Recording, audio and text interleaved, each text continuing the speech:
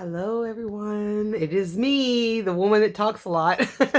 Anyways, um, I came on here and wanted to make this video because I just felt like God has put it on my heart to actually share um, my experience and what has created this dramatic change. And I'm going to say newness in me. Prior to 2017, I lived life like most people do, just a normal life, work, coming to from work, raising my children, doing the things I needed to do in life, and also dating and things like that, just normal stuff. I was doing, the regular hanging out with my friends, going to the club and all that stuff. And I thought I was enjoying my life to the fullest. So I had moved to Cincinnati, and in the process of working at Big League Haircuts in Union, Kentucky, I had gotten to reading, something I'd never liked to do. And I started reading different things like The Secret. I think that actually started in 2005, but I was picking up The Secret again, looking at that, watching the movie again. I had studied some really good authors and some speakers, and I was just into Tony Robbins and all that. And I was questioning whether or not, there was a real God or if Jesus really existed. I had heard, people, speaking of the New Age thing, and they was always talking about the universe, Mother Earth. I had heard that Jesus was just a parable, story in a book, all these things. So I was in a moment of confusion, and I was looking for God or whatever I was looking for, but I didn't know I was looking for God. But I had even went into the Church of Scientology because I was curious about what was inside. I didn't know what was the correct place to even seek what I was seeking because, like I said, I grew up in a lot of churches. I was a little kid. I had horrible memories of going to church. As an adult, I didn't have good experiences. And so I had been in every church. I'm talking about Pentecostal, Methodist, Jehovah's Witness, Catholic, Baptist, you name it. I was been doing that my whole life, ever since I was a kid. And I never seemed to fit in. And I was like, well, maybe that's just not for me. Maybe that's not what my truth is.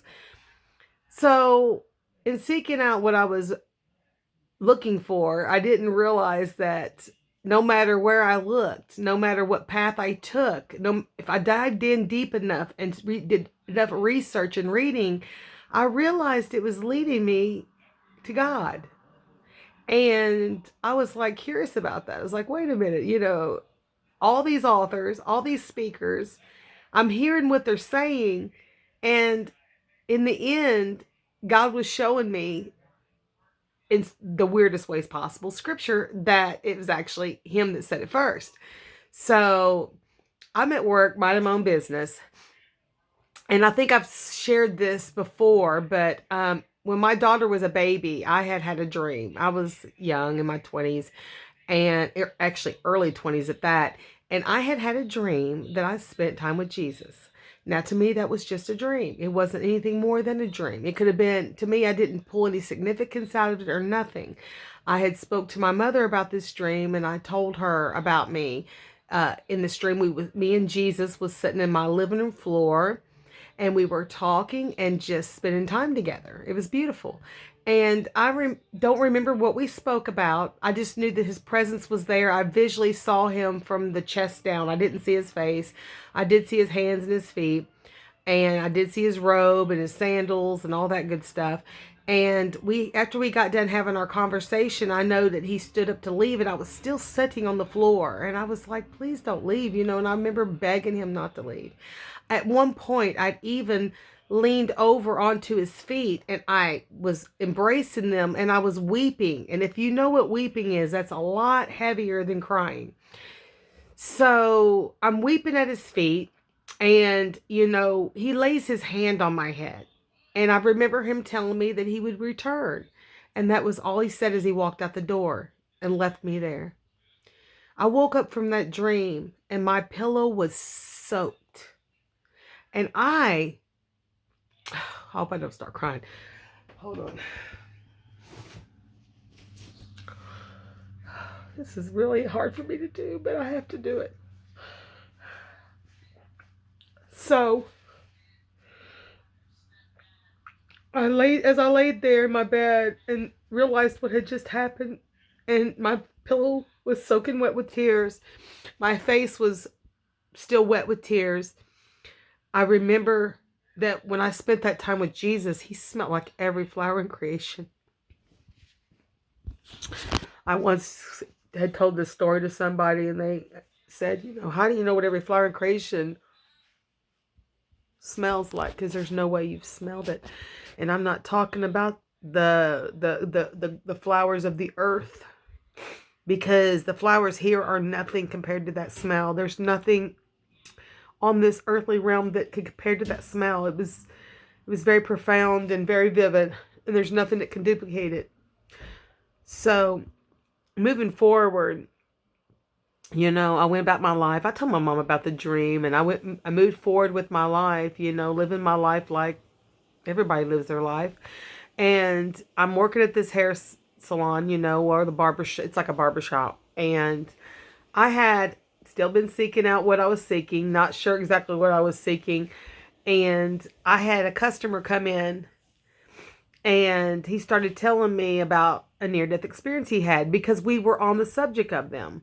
And so I brought it up probably, and he was like, I died 8 years ago having a basic dental procedure, and I don't know where I went, but I do know that Jesus was there. And I said, ooh, with curiosity. I was like, oh, really? So how did you know it was Jesus was there? I mean, what, did you see him? He goes, no, I didn't see him. He said, but I smelled him. And he smelled like every flower in creation. So that started my desire and my passion, because at that moment I just stopped what I was doing and I cried. I stood with this stranger and cried because I was simply blown away. And then I shared with him my dream I had in my 20s. And we both had a moment of revelation. It was like it blew me away. So, moving forward, that right there was the start of the fire that will never go out. I was at home in my shower getting ready to go to the club. I was minding my own business. My friend was getting ready. And in the midst of me being in that shower, I felt something I've just never felt before. It was an energy that was just so profound that it just almost brought me to my knees in the shower. I was just like, whoa, what is that? But I knew what it was. Even though I said, what was that? I knew what it was. And my heart started racing, and I hurried my shower, and I got out, and I stood in the bathroom, and I was wrapping myself in a towel, and I was thinking, what just happened? I immediately called my friend, and I said, I'm not going out tonight. And she goes, what? And she said, I'm getting ready. And I said, I'm sorry. She goes, what's going on? I said, I can't talk about it. And I got off the phone. My son in the living room said, what are you doing, Mom? You not going out? And I said, no. And I went in the bedroom and got my clothes on, and I laid down in the bed in the fetal position, and I cried. I cried and cried, and I knew it was the call of God. I knew it was him. I recognized that voice, even though I didn't know that I would recognize it, because how could I? I never really, I've always believed in Jesus, and I knew there was a God, and I went to church as a child, but I didn't have an intimate relationship with him, so how did he know me so well? I laid there and I denied what he was calling me for. I said, you've got the wrong person, God. I'm not her. I'm a hairstylist. What can I do? I'm completely a mess. My life is a mess. I don't have the ability to do what you're calling me to do, because I felt the calling on my heart. As I laid there crying and talking to God, he flashed my life before my eyes. He flashed it before my eyes. And he showed me every single moment that he was there. And it took my breath away. I have never in all my life, with anyone, my mother, my father, my family, nobody has ever showed me that much love. It was so ginormous that I just wanted to sit there in it. So I laid there and spent this time with God as He showed me everything that He'd ever done.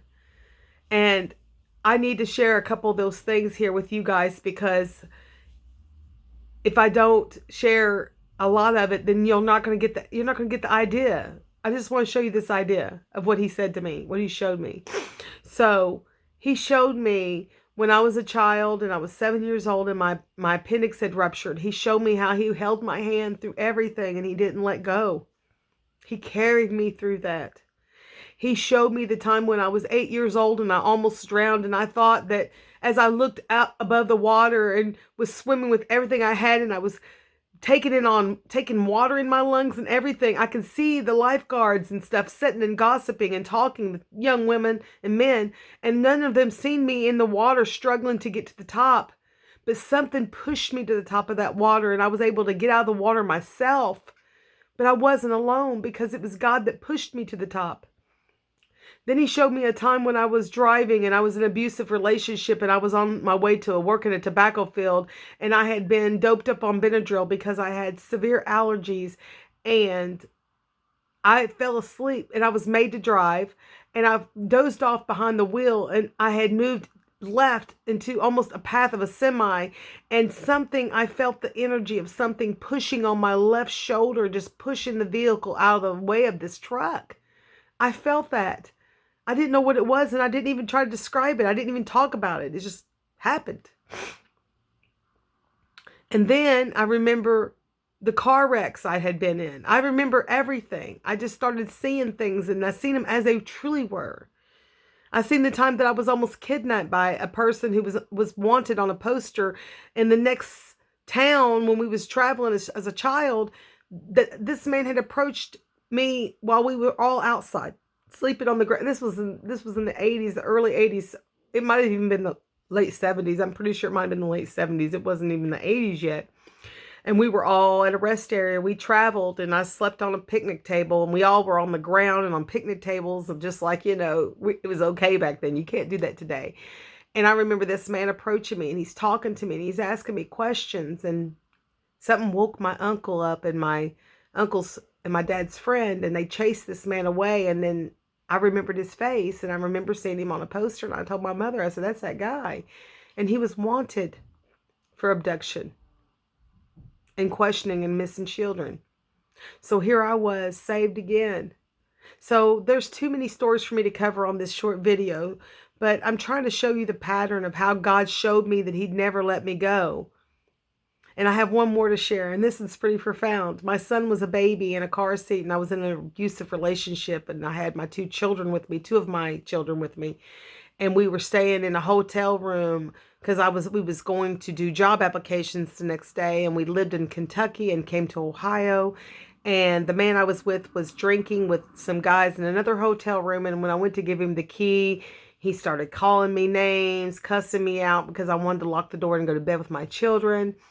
And this black man came out with two other men that were white, and basically he got rid of this guy. I mean, got rid of him, saved me from that, gave me money, and helped me get a hold of my mother, which back then there was only pay phones. There was no cell phones, to call my mother to come and get me, her and my father. And the very next day,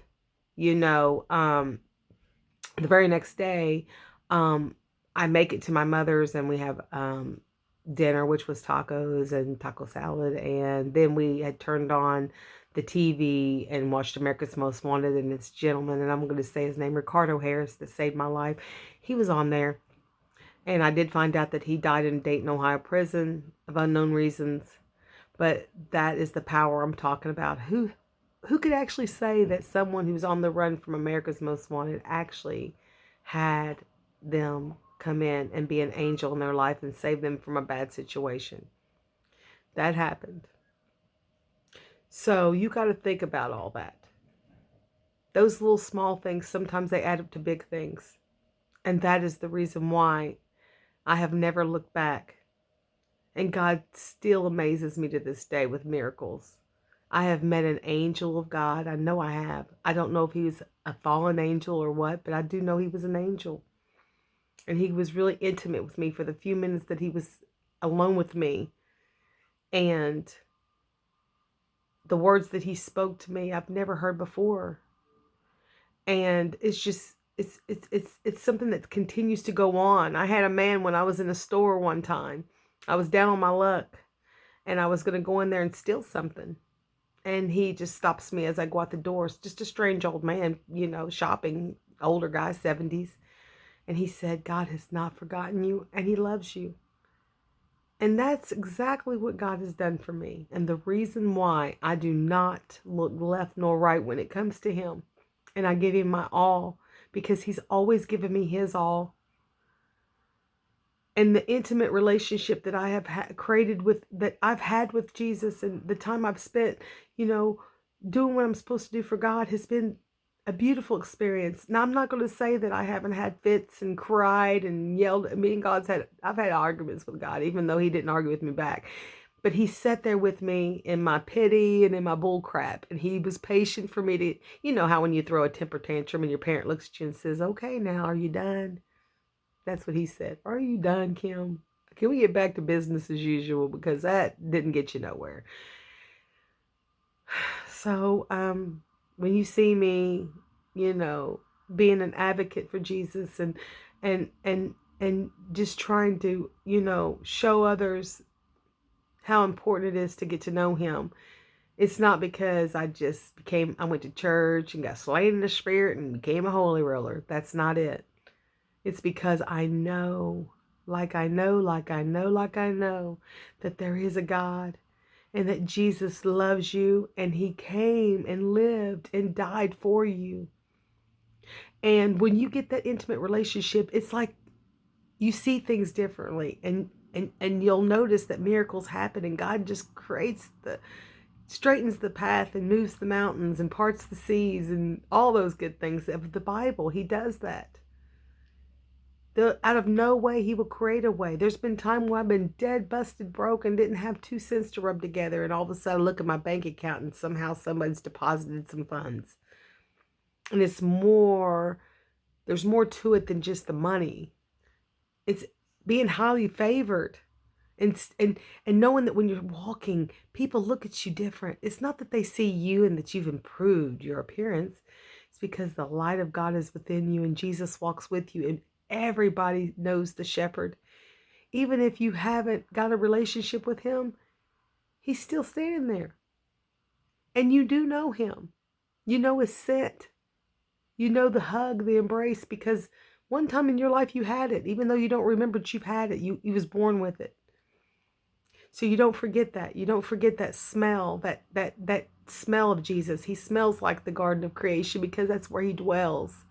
And that's also the reason why it's important to know that your tears are not sacrifices, but they are nourishment for that garden. That every tear that you shed is caught. Every tear is not wasted. And that emotional connection that you have with God, even though you may think, well, I'm crying because I got beat up, or I'm crying because I'm broke, or I'm crying because I'm depressed, those tears don't get wasted. Those are the times that Jesus sits the closest to you and makes sure he doesn't lose not one of them, because he wants them for your garden. And that's why he smells the way he smells, because of you and I, because of the intimate moments we share with him when we don't even think that we are sharing them with him, because he sits there in our mess. Of course he celebrates our joys. Of course he celebrates our advancements and our businesses and our spouses and our births of our children. He celebrates with us all those good things. But guess what? He sits the closest to us when we're going through something, because that's when he carries us. That's what the footprints in the sand's about. That's when he carries us. And that is when you're the most intimate with him. Because isn't it true that when a mother carries a child close to her bosom, that there is a connection? I mean, as a mother or even as a father, when you're holding your baby for the first time, the way they look at you when you're holding them close to your heart, that intimacy without words. That's what Jesus does when he carries you. He holds you close to his bosom. He holds you close to his chest, close to his heart. And that's when he looks you right in the eyes. And he is sorrowful with you. and he loves you. And that is exactly what we're here for, is that embrace. Because there's nothing else like it. And this is why I am here, because I want you to feel what I feel. I want you to experience what I experience.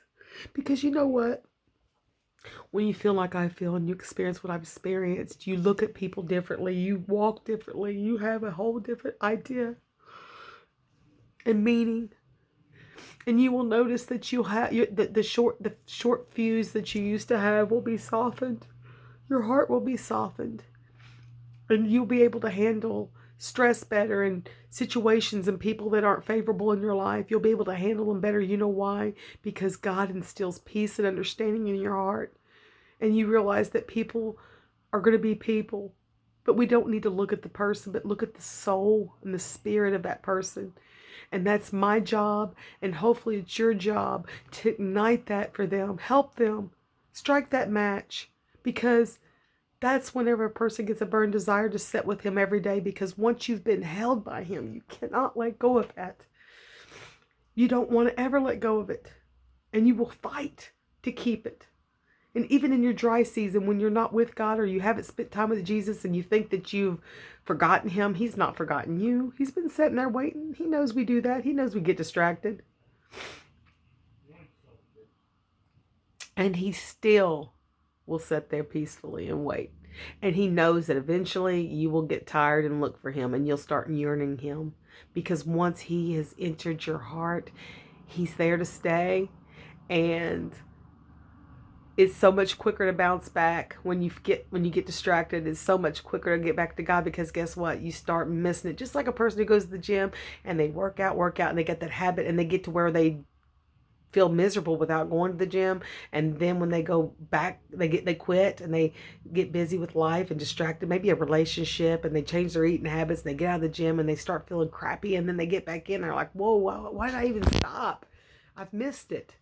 That's how you feel. It's like you'll notice whenever you feel that barren desert feeling, and it's just like, I need a drink.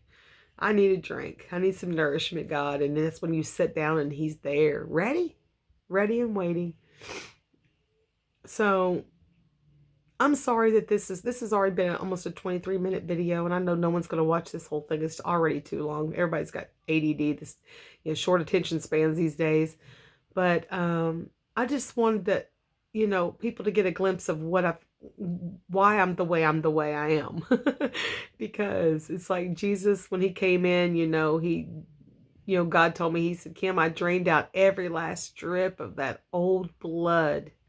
Then I made new wineskin of you, and I poured the blood of Christ into you, which is new wine. And now you have the DNA of Christ. And that's why I could never go back to the old Kim. Matter of fact, we had a good funeral for her and buried her. I wrote a beautiful eulogy for her.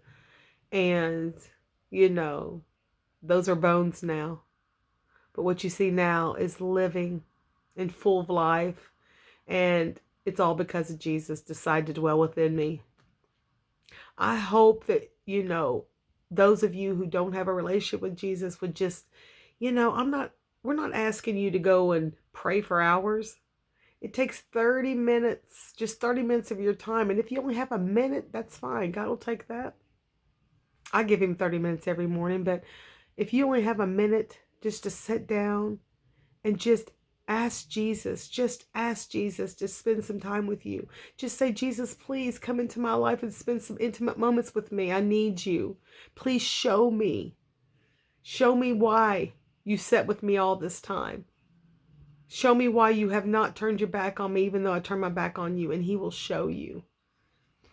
And I pray for each and every one of you that you also can experience what it feels like to have the old wineskin removed and the new wineskin and the new wine, because that is very profound. And I think that we all need to experience that at least one time, because really actually one time's all it takes, because you'll never ever be the old person you was, ever, no matter what. I hope everyone has a beautiful day. I pray that each one of you realizes how important you are to Jesus and how much he loves you. And no matter how you feel, even if you feel alone, if you suffer from depression or anything like that, just know that Jesus has been sitting next to you this whole time.